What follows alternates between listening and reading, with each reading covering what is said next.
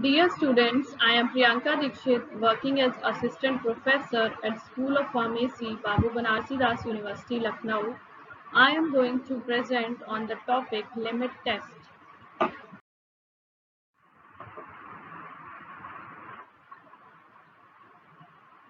Limit tests. Limit tests are the tests that are being used to identify the purity of a compound. These tests are being used to control the impurity in any medicinal preparation. Limit tests are the quantitative or semi-quantitative tests designed to identify and control small quantities of impurities that are likely to be present in any substance. Limit test for fluoride. Limit test for fluoride is used to limit the amount of fluoride that is present as an impurity in any inorganic substance. Limit test for fluoride is based upon the reaction of soluble chloride with silver nitrate in the presence of dilute nitric acid to form silver chloride. Silver chloride appears in the form of precipitate which gives turbidity or opalescence to the solution, where the soluble chloride is present as an impurity. The silver chloride produced in the presence of dilute nitric acid makes the test solution turbid.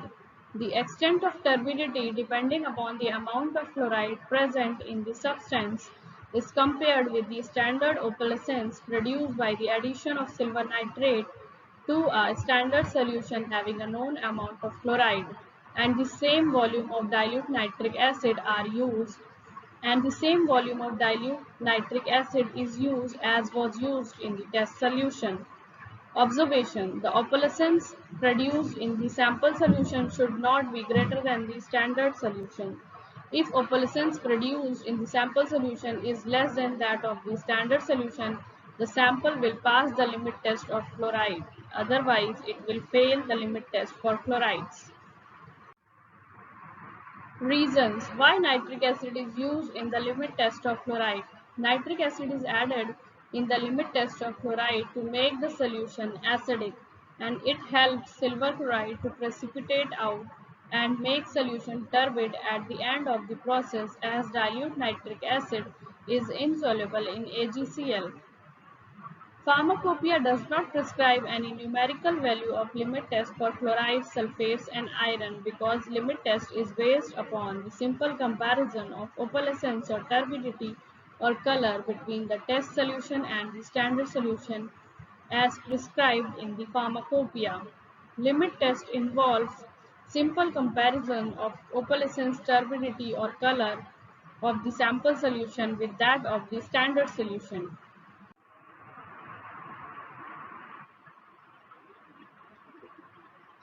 In this type of limit test, the extent of turbidity or opalescence or color produced is influenced by a number of other impurities that are present in the substance and also by variation in time and method of performance of test.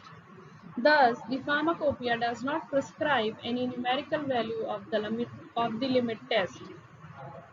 There are semi-qualitative reactions in which extent of impurities present can be estimated by comparing visible reaction response of the test and the standard. By this way, the extent of reaction is readily determined by direct comparison of the test solution with standard, so pharmacopoeia only prefers comparison methods.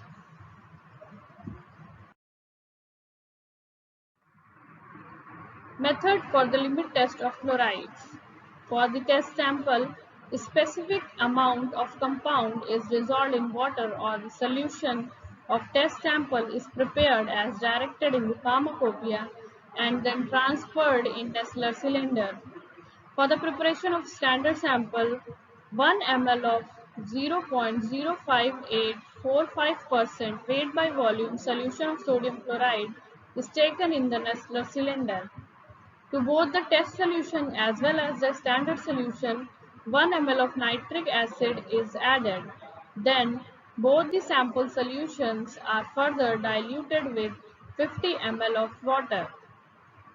Then, 1 ml of AgNO3 solution was added to both the sample solutions. Then both the sample solutions were kept aside for 5 minutes, and then turbidity or opalescence is observed.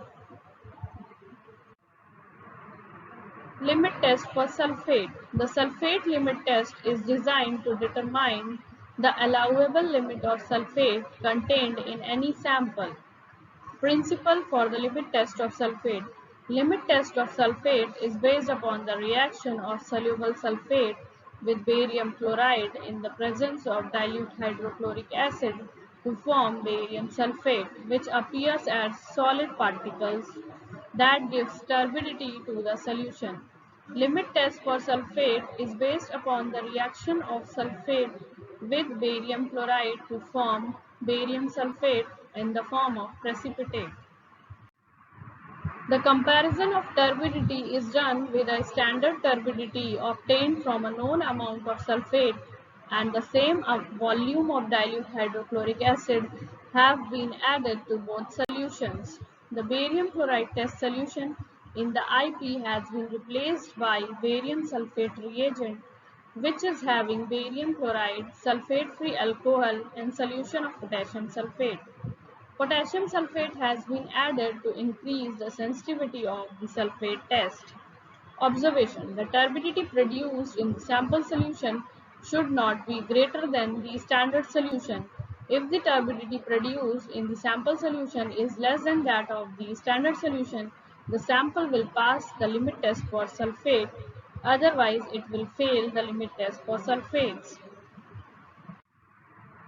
Method for performing the limit test of sulfate. In the standard solution, specific amount of compound or specific amount of compound to be tested for sulfate impurity is dissolved in water, or the solution is prepared as directed in the pharmacopoeia and then transferred to the Nessler cylinder. For the preparation of the standard solution, 1 ml of 0.1089% weight by volume solution of potassium sulfate is taken in a Nessler cylinder. To both the standard and the test solution, 2 ml of dilute hydrochloric acid solution is added. Further, both the solutions are diluted with water up to 45 ml in Nessler cylinder, and then 5 ml of barium sulfate reagent is added to both the standard solution and the test solution. Both the solutions were then kept aside for 5 minutes for the appearance of turbidity and opalescence. Further, turbidity and opalescence was observed and both the solutions were compared. Now, why hydrochloric acid is used in the limit test for sulfate? Hydrochloric acid in the limit test for sulfate helps to make the solution acidic. Potassium sulfate is used to increase the sensitivity of the test by giving ionic concentration in the reagent. Alcohol in the test helps to prevent supersaturation and produces a more uniform opalescence. Limit test for arsenic. Arsenic is a well-known undesirable and harmful impurity which is present in medicinal substances. All the pharmacopoeias prescribe a limit test for it. Pharmacopoeial method is based on the Gurzit test. Limit test for arsenic is also known as Gurzit test. All the special reagents in the limit test for arsenic are marked and distinguished by the letter AST, which means that they all should be free and should themselves conform to the test for arsenic. Limit test for arsenic principle. Limit test of arsenic is based upon the reaction of arsenic gas or arsine gas with hydrogen ion to form yellow stain on mercury chloride paper in the presence of reducing agents like potassium iodide. It is also called as Gurzit test and requires special apparatus known as Gurzit apparatus.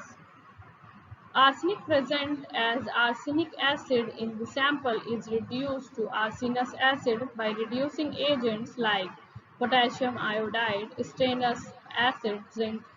hydrochloric acid, etc. Arsenous acid is further reduced to arsine gas by hydrogen and reacts with mercury chloride paper to give a yellow stain on the paper. These reactions are involved in the limit test for sulfate. First, the substance which is containing arsenic as an impurity reacts with dilute hydrochloric acid to form arsenic acid in the first step of reaction. Further, this arsenic acid reacts to form arsenous acid. This arsenous acid is further reduced with nascent hydrogen to give arsine gas. This arsine gas produces yellow-colored stain on the mercury chloride paper. The depth of the yellow-colored stain on the mercury chloride paper will depend upon the quantity of arsenic present in the sample, and this yellow stain on mercury chloride paper will depend upon the quantity of arsenic that is present in the sample. When the sample is dissolved in acid, the arsenic present in the sample gets converted into arsenic acid. By the action of reducing agents like potassium iodide, stannous acid, arsenic acid gets reduced to arsenous acid. The nascent hydrogen formed during the reaction further reduces arsenous acid to arsine gas, which reacts with mercury chloride paper, giving a yellow stain. Apparatus used for the limit test for arsenic. It is having a wide-mouthed glass bottle of 120 ml capacity, having mouth of about 2.5 cm in diameter. This bottle is fitted with a rubber bung through which passes a glass tube of about 20 cm in length. External diameter of the tube is 0.8 cm, whereas the internal diameter of the tube is 0.65 cm.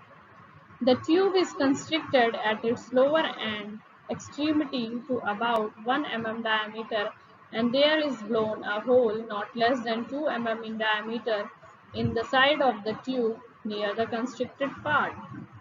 The upper end of the glass tube is fitted with two rubber bungs 25 mm into 25 mm, each having a hole bored centrally and exactly 6.5 mm in diameter.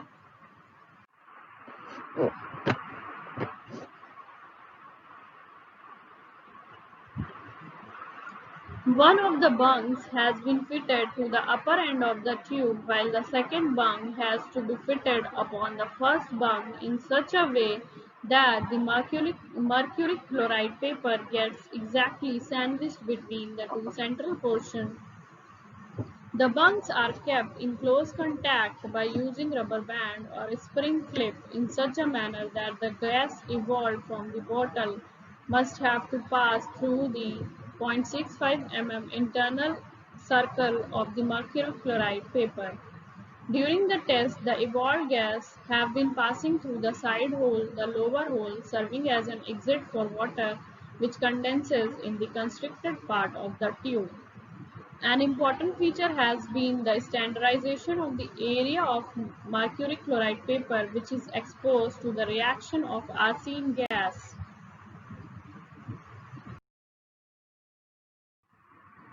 Method for performing the limit test of arsenic. The test solution is prepared by dissolving a specific amount of water and stanated hydrochloric acid, which is to be arsenic free, and kept in a wide-mouthed bottle. Standard solution preparation. A known quantity of dilute arsenic solution in water and stanated hydrochloric acid, which is to be arsenic free, is kept in wide-mouthed bottle. To both the test sample and the standard compound, 1 gram of potassium iodide is added, and further 5 ml of stannous chloride acid solution is added. Then 10 gram of granulated zinc is added and solution is kept aside for 40 minutes.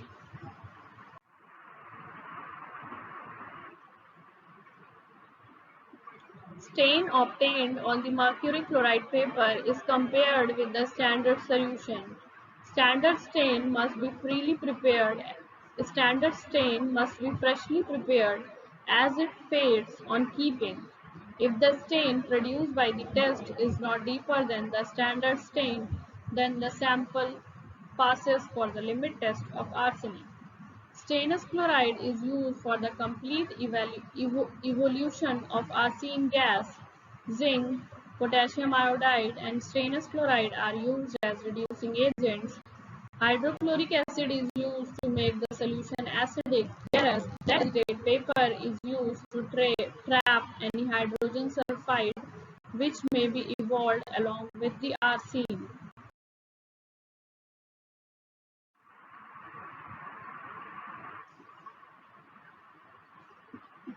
Use of sternated hydrochloric acid. If pure zinc and hydrochloric acid are used, the steady evolution of gas does not occur, and this produces improper stain.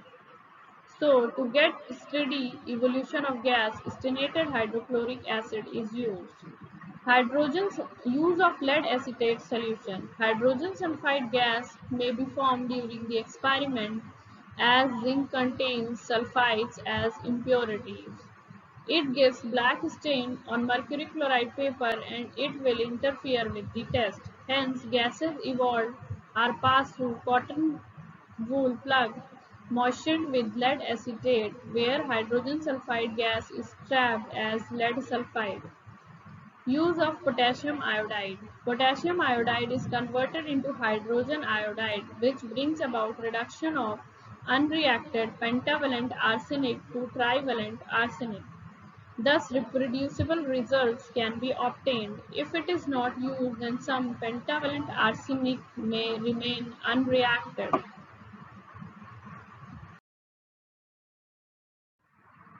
Limit test for heavy metals. The limit test for heavy metals is designed to determine the content of metallic impurities that are colored by hydrogen sulfide or sodium sulfide under the condition of the test should not exceed the heavy metal limits given under the individual monographs.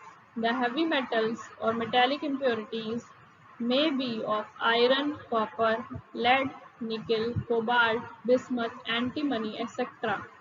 The limit tests for heavy metals are indicated in the individual monograph in terms of ppm or part per million of lead. If in substances the proportion of any impurity expressed as quantity of lead required to produce a color or turbidity as in standard comparison solution having a definite quantity of nitrate.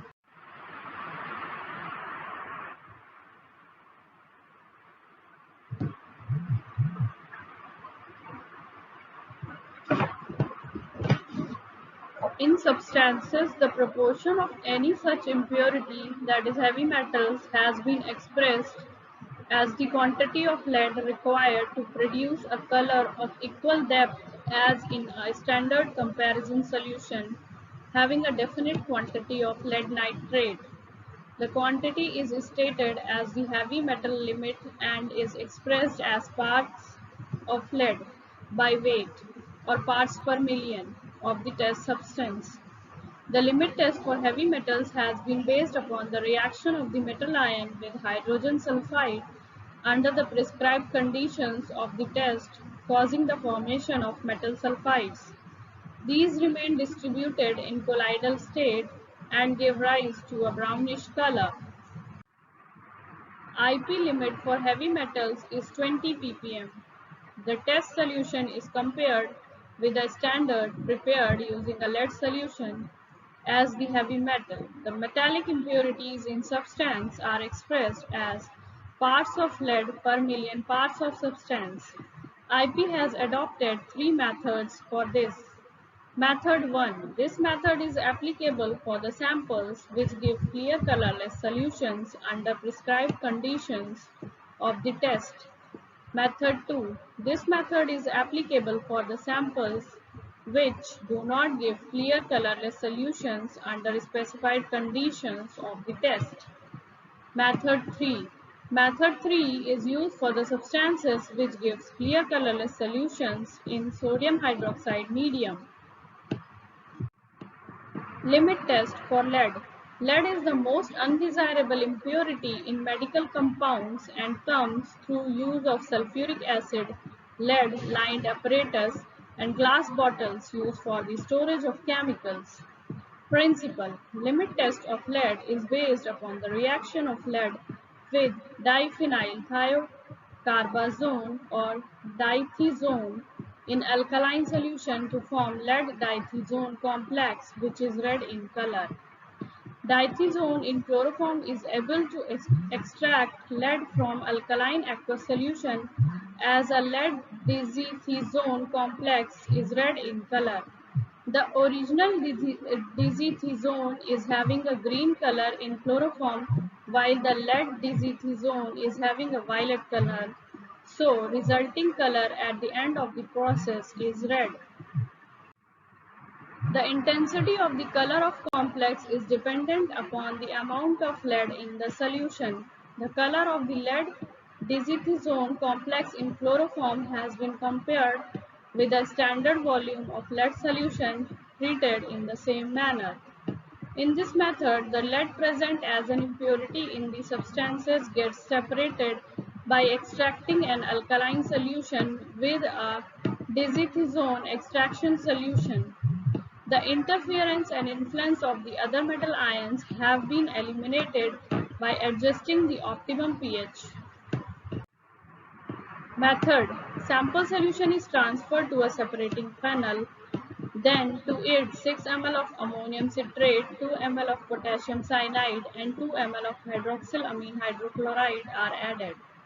Then 2 drops of phenol red is added, and further the solution is made alkaline by adding ammonia solution. This is then extracted with 5 ml portions of dithezone solution until it becomes green. The combined dithezone extracts are shaken for 30 seconds with 30 ml of nitric acid and the chloroform layer is discarded. To the acid solution, 5 ml of standard dithezone solution is added and 4 ml of ammonium cyanide, and solution is shaken further for 30 minutes.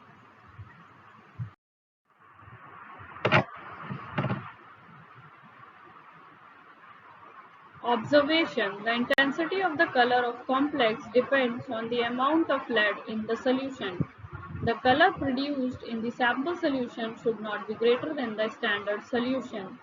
If the color produced in the sample solution is less than the standard solution, the sample will pass the limit test of lead, otherwise vice versa. Reasons why ammonium citrate is used. Ammonium citrate, potassium cyanide, hydroxylamine hydrochloride is used to make pH optimum, so interference and influence of other impurities have to be eliminated. Phenol red is used as an indicator to develop color at the end of the process.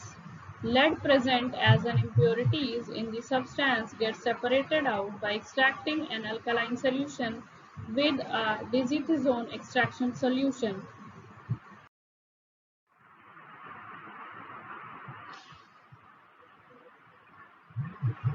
Method: a known quantity of sample solution is transferred in a separating funnel in case of the test sample, whereas for the preparation of a standard compound, a standard lead solution is prepared equivalent to the amount of lead permitted in the sample under examination. Further, 6 ml of ammonium citrate is added to both the test sample and the standard solution.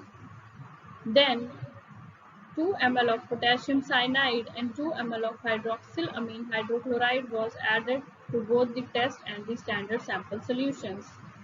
Further, 2 drops of phenol red were added to both the sample solutions and the standard solution. Then both the solutions were made alkaline by adding ammonia solution. Then both the solutions were extracted with 5 ml of dithezone until it becomes green. Then, for both the solutions, combined dithezone extracts are shaken for 30 minutes with 30 ml of nitric acid and the chloroform layer is further discarded. Then for both the solutions, to the acid solution was added 5 ml of standard dithezone solution and further 4 ml of ammonium cyanide was added to both the test sample and the standard solution. Then both the solutions were shaken for 30 minutes and both the solutions were observed for the color.